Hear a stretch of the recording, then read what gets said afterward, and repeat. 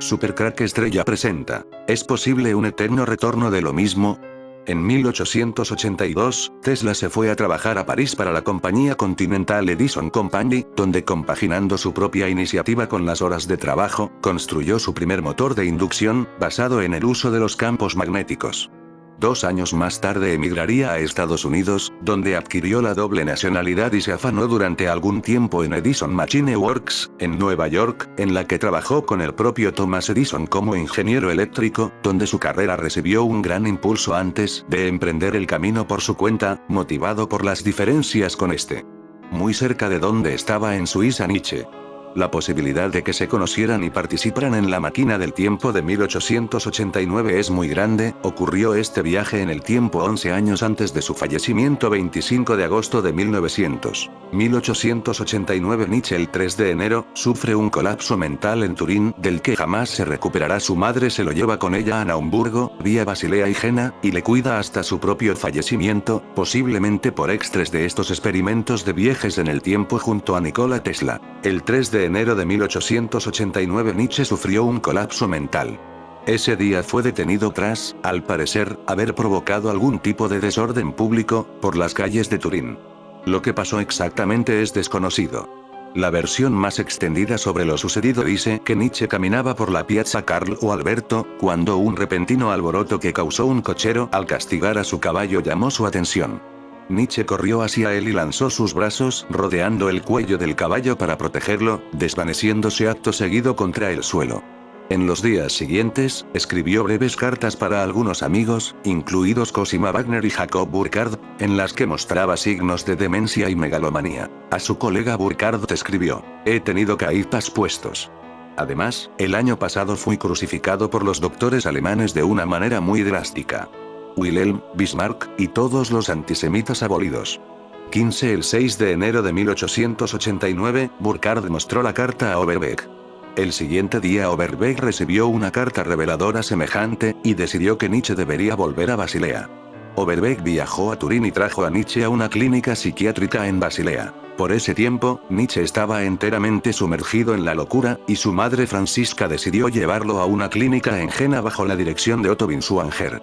Desde noviembre de 1889 a febrero de 1890, Julius Langben intentó curar a Nietzsche, sentenciando que los métodos del doctor eran ineficaces para curar su enfermedad. Langben asumió más y más control sobre Nietzsche. En marzo de 1890, Francisca sacó a Nietzsche de la clínica, y en mayo de 1890 lo llevó a su casa en Naumburgo. Durante este proceso, Overbeck y Gast contemplaban la idea de qué hacer con el trabajo no publicado de Nietzsche. En enero de 1889 se pusieron a planear la salida de El ocaso de los ídolos, o como se filosofa a martillazos, por esa época ya impreso y atado. En febrero, ordenaron una edición privada de 50 ejemplares de Nietzsche contra Wagner, pero el editor C.G. Naumann en secreto imprimió 100. Overbeck y Gast decidieron publicar con reservas El Anticristo y Exe Homo, debido a su contenido más radical. Una de las principales teorías del filósofo alemán Friedrich Nietzsche es la conocida como el eterno retorno, según la cual cada gesto, cada cosa que hagamos, la tendremos que repetir eternamente. No de manera aislada sino concatenadamente. Es decir, los acontecimientos que traspasan nuestras vidas, nos traspasarán continuamente, en vidas sucesivas, que repetirán cada momento eternamente. Naturalmente, como es habitual en el pensador teutón, a veces parece que nos presenta la teoría como real y otras como simple metáfora. Como un empujón para comportarnos como debemos, aunque ese debemos pueda diferir. Si nos comportamos un día como unos cobardes, tendremos que repetir esa cobardía eternamente, cada vez que se repita ese día. Y lo hará, inexorablemente. Como decimos, esta concepción la podemos entender al pie de la letra o como una motivación. Ojo con lo que haces, que lo tendrás que repetir. Claro, desde nuestro punto de vista, es un disparate entenderla al pie de la letra. El tiempo es lineal, sucesivo, y cuando morimos, se acabó. Incluso aunque creamos en una vida más allá, en la transmigración de las almas, seguiremos en un plano temporal lineal. Lo hecho está hecho, pero solo se hace una vez. Como mucho queda en el recuerdo, en la memoria. Y parece sensato pensar en la idea del eterno retorno como una metáfora, y ya está. Sin embargo, con la debida distancia, es una idea que siempre me viene a la cabeza cuando leo algún libro o veo alguna película o serie que hace referencia a los viajes en tiempo. Sobre todo a los referidos al pasado. Sí, porque para viajar al pasado, a un momento concreto de una situación anterior, cualesquiera supone que ese momento no se ha perdido, que en algún lugar o en algún tiempo está ahí, siempre, para ser visitado. Si el 20 de noviembre de 2014 solo existiese una vez y después de desapareciese, no se podría volver a él, puesto que no existe. Hoy sería ese día, mañana sería otro, donde el 20 de noviembre de 2014 ya no es. Pero si de alguna forma se puede volver a él, si de algún modo alguien, en algún momento del futuro puede viajar y aparecer en el 20 de noviembre de 2014, eso significaría que nunca desapareció.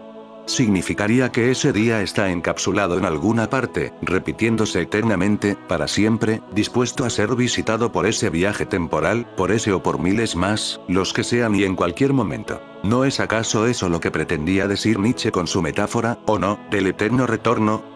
Ese hacer sempiterno, de manera inconsciente, al que siempre se volvería, una y otra vez. Aunque en el caso del que hablamos sería más bien como fotografías.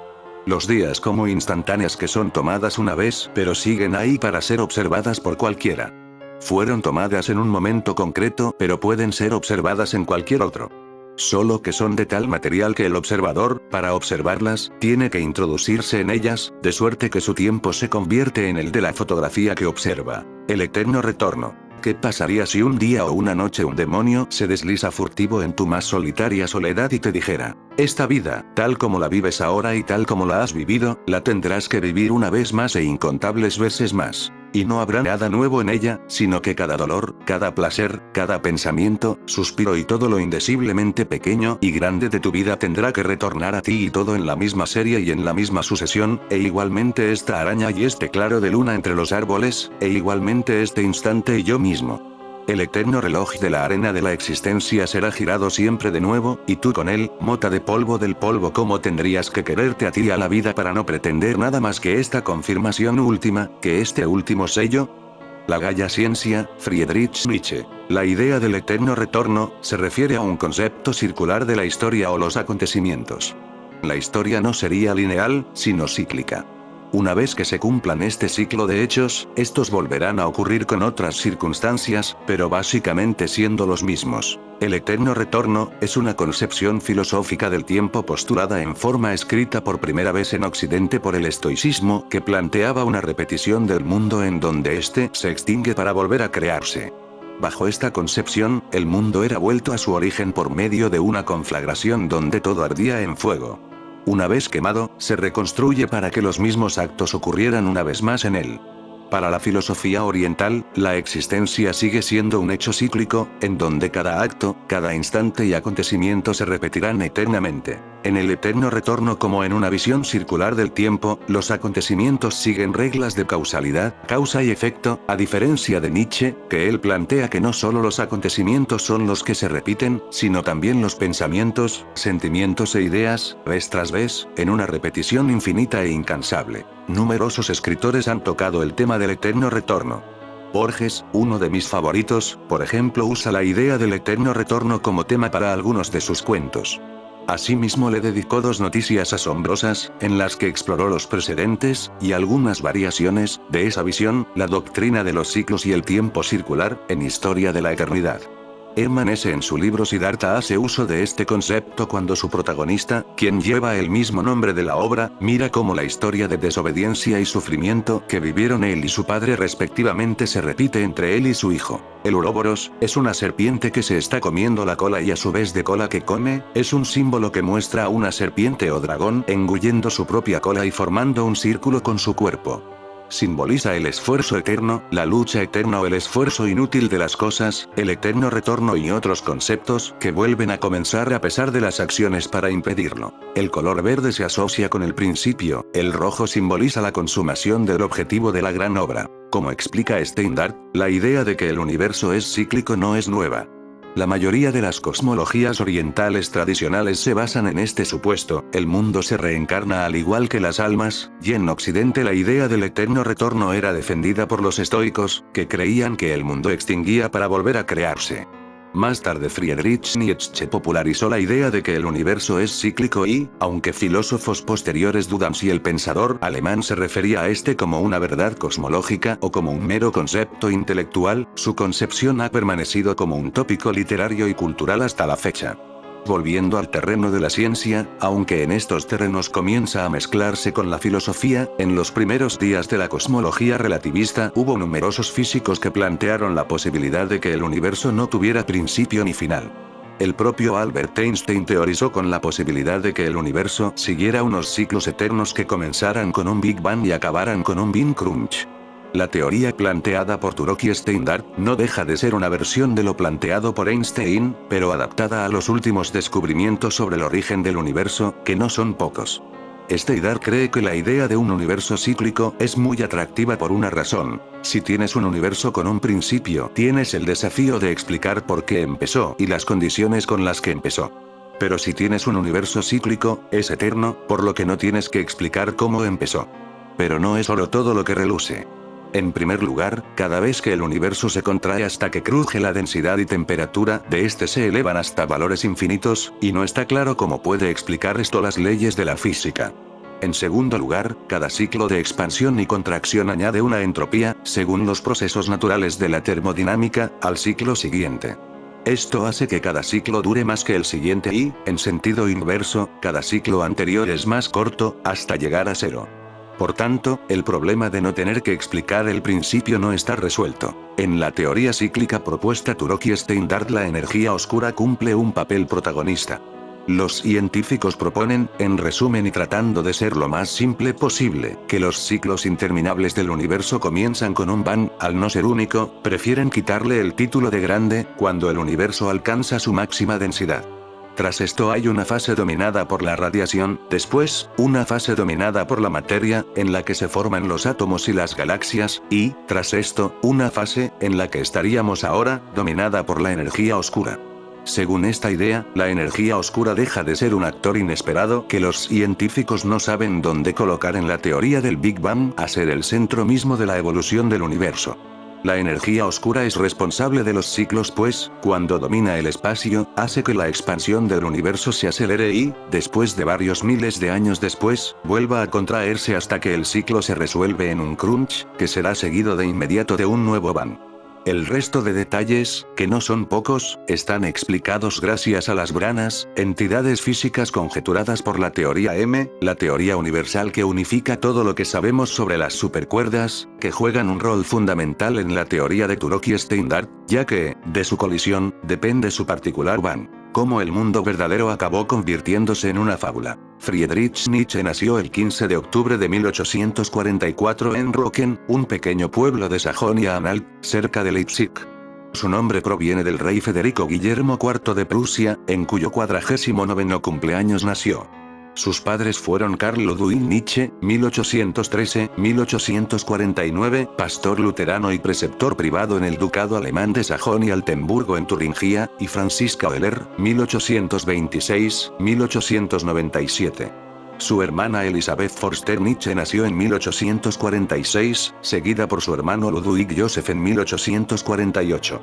Tras la muerte de su padre en 1849 y del hermano menor en 1850, la familia se trasladó a Naumburgo, donde vivió con su abuela materna y las hermanas solteras del padre bajo la protección de Bemar Dachsel, un magistrado local. Durante este tiempo el joven Nietzsche asistió a un colegio de niños para luego trasladarse al Instituto del Candidato Neuber, una academia privada, donde se hizo amigo de Gustav Krug y Wilhelm Pinder, dos estudiantes pertenecientes a familias acomodadas. Cuando el pobre Nietzsche vino por primera vez a Sils Maria, en el verano de 1881, era poco menos que una ruina humana. Perdía la vista a pasos agigantados, le atormentaban las migrañas y las enfermedades le habían obligado a renunciar a su cátedra en la Universidad de Basilea, después de 10 años de dedicación. Esta era entonces una remota región alpina donde apenas llegaban forasteros. Fue un amor a primera vista. Le deslumbraron el aire limpio, el misterio y vigor de las montañas, las cascadas rumorosas, la serenidad de lagos y lagunas, las ardillas y hasta los enormes gatos monteses. Hoy día sigue siendo fácil entender por qué el filósofo se sintió tan atraído por este lugar. A pesar del progreso, este sigue siendo un rincón del mundo rodeado de naturaleza, cursos de agua cristalinos y cielos inmensos. Conducido por su enfermedad a encontrar climas más templados, Nietzsche viajó frecuentemente y vivió hasta 1889 como un autor independiente en diferentes ciudades. Estuvo muchos veranos en Sils Maria, cerca de St. Moritz, en la Engadina, extremo este de Suiza, y muchos otoños en las ciudades italianas de Génova, Rapallo y Turín, y la ciudad francesa de Niza. Ocasionalmente volvía a Naumburgo a visitar a su familia, y especialmente durante este periodo, él y su hermana tuvieron repetidos episodios de conflicto y reconciliación. Vivía de su pensión de profesor retirado de la Universidad de Basilea, pero también recibía ayuda de amigos. Un antiguo estudiante suyo, Peter Gast, seudónimo de Johann Heinrich Koselleck, llegó a ser su secretario privado.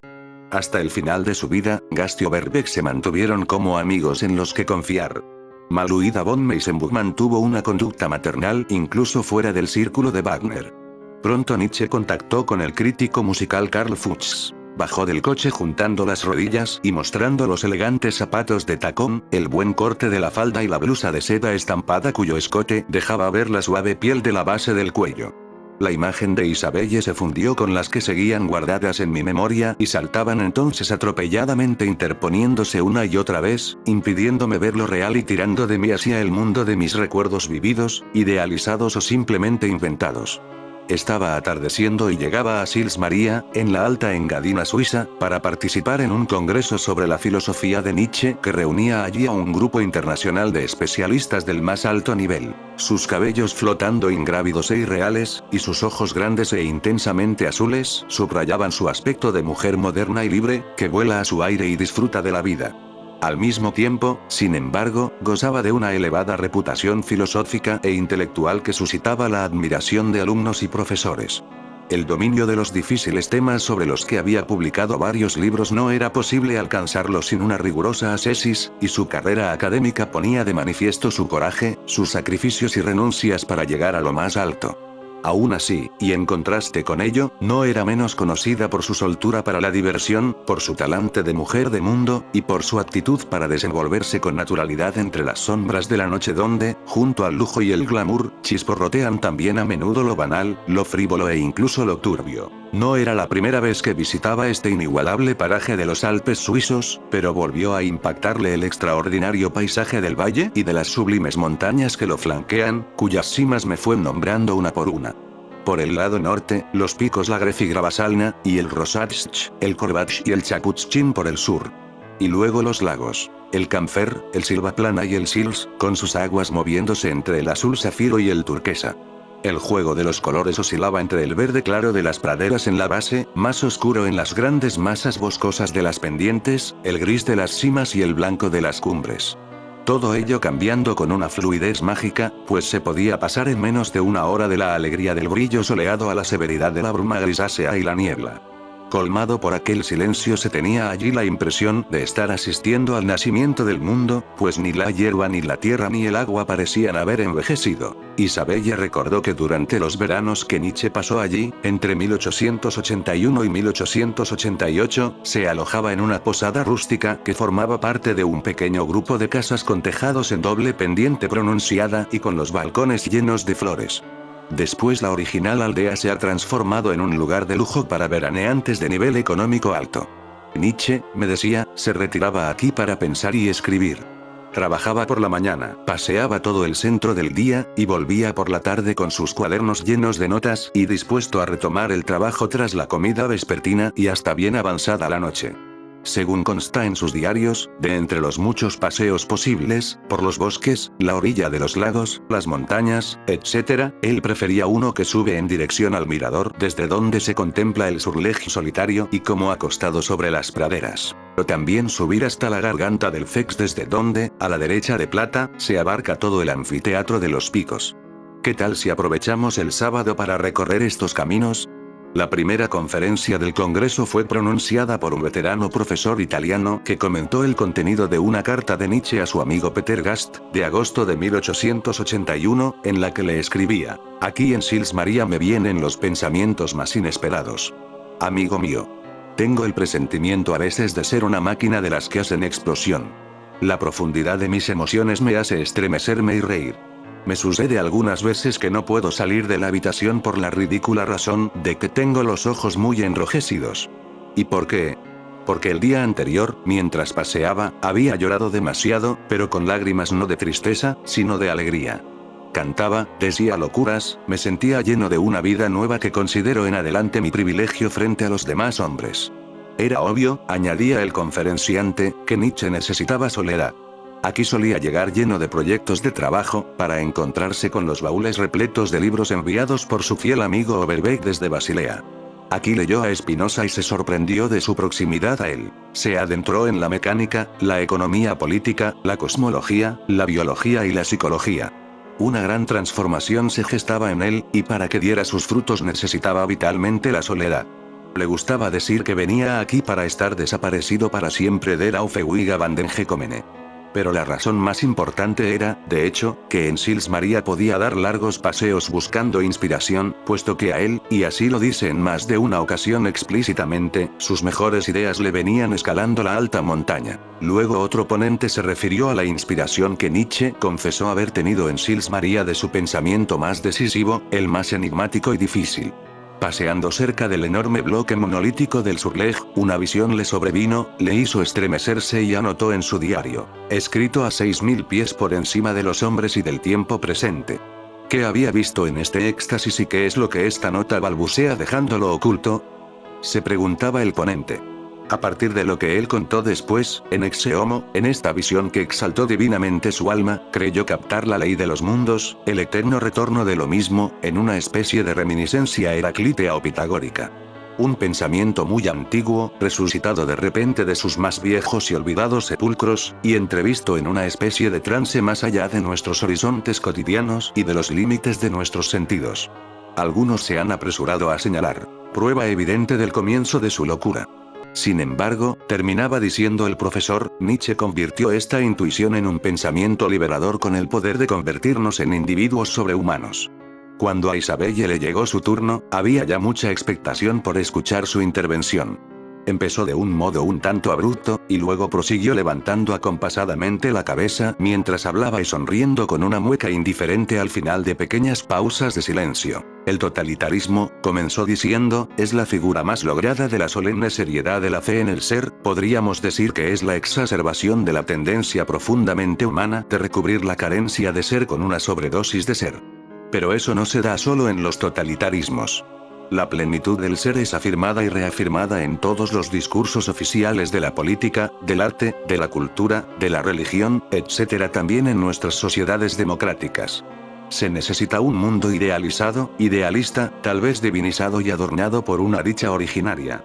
Y por ello, los que se han obstinado en insistir con ironía en los aspectos discordantes del sistema han sido airadamente expulsados del círculo que se cierra con el mismo vivo entusiasmo con el que se trata de exorcizar la risa del diablo.